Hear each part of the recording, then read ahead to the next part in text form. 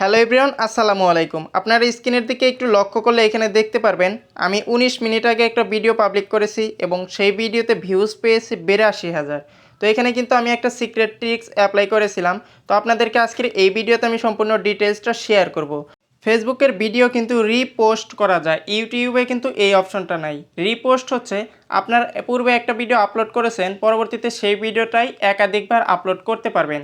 তো এটা কিন্তু একটা অপশন আপনাদের জন্য দিয়ে দিয়েছে ফেসবুক। তো সেই অপশনটাই আপনারা কিভাবে অ্যাপ্লাই করবেন এবং কিভাবে রিপোস্ট করবেন আজকের এই ভিডিওতে আমি আপনাদেরকে স্টেপ বাই স্টেপ দেখিয়ে দেবো। তার আগে এইখান থেকে আপনারা একটু দেখে রাখুন যে আমি এই ভিডিওটা কিন্তু ১৯ মিনিট আগে আপলোড করেছিলাম এবং এই ভিডিওটা কিন্তু আমি পূর্বেও আপলোড করেছিলাম। তো সেটা দেখার আগে এইখান থেকে আপনারা এই ভিডিওর থাম্বনেল এবং টাইটেলটা এবং ভালো করে দেখে রাখুন।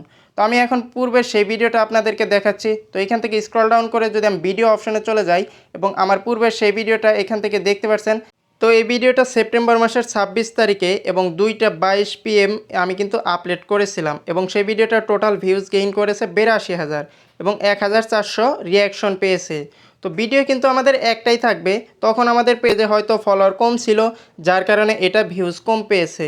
তো এখন কিন্তু আমাদের পেজে মোটামুটি একটা ফলোয়ার আছে এবং ওই ভিডিওটাই যদি আপলোড করি তাহলে কিন্তু ভিউজ আরও বেশি গেইন করবে এবং এই ভিডিওতে এখন যে ভিউজটা আসবে সব কিছুই কিন্তু ওই একটা ভিডিওতেই প্লাস হয়ে যাবে।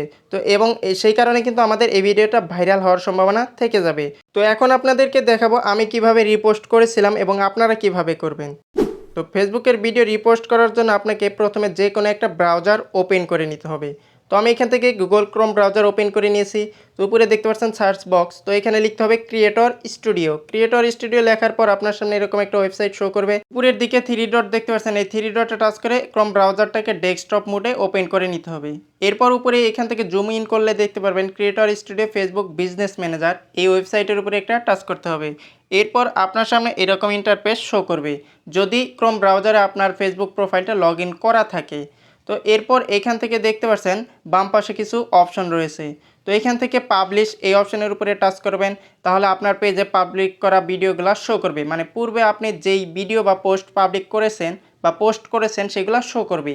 তো এইখান থেকে আপনি যেই ভিডিওটা মানে রিপোস্ট করতে চাচ্ছেন সেই ভিডিওর টাইটেলের উপরে একটা টাচ করবেন। তো ফেসবুকের এই কাজগুলো ডেস্কটপে করতে পারলে সব থেকে ভালো হয়, মোবাইলে অনেক সময় হ্যাং করে বা লোড নেয়। তো আমরা এখান থেকে আমাদের কাঙ্ক্ষিত ভিডিওটা সিলেক্ট করে নিচ্ছি। তো আপনারা আপনাদের সেই কাঙ্ক্ষিত ভিডিওটার উপরে একটা টাচ করবেন।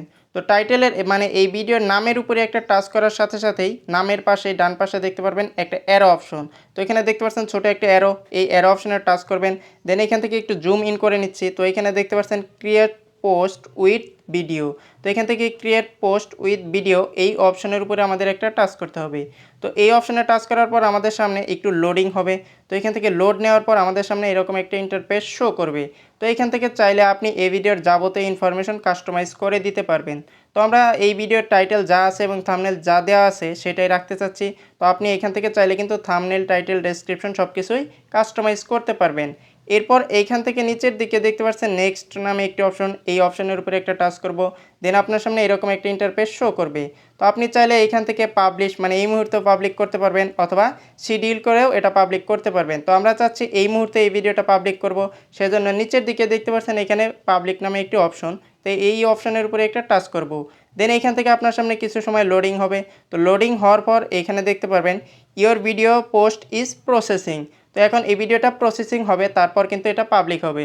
তো আমরা এখন আমাদের ক্রিয়েটর স্টুডিও অ্যাপ্লিকেশনে চলে যাচ্ছি। তো আমাদের এই ভিডিওটা দেখতে পাচ্ছেন অলরেডি কিন্তু পাবলিক হয়ে গিয়েছে। তো আমরা এখান থেকে কিন্তু এখন এই ভিডিওটা কাস্টমাইজ করতে পারবো। তো কাস্টমাইজ করার জন্য এখানে উপরে দেখতে পাচ্ছেন 3 ডট, তো 3 ডটে টাচ করব। দেন এইখান থেকে নিচের দিকে একটা কলমের মতো আইকন দেখতে পাচ্ছেন, তো এখান থেকে এই আইকনে টাচ করব।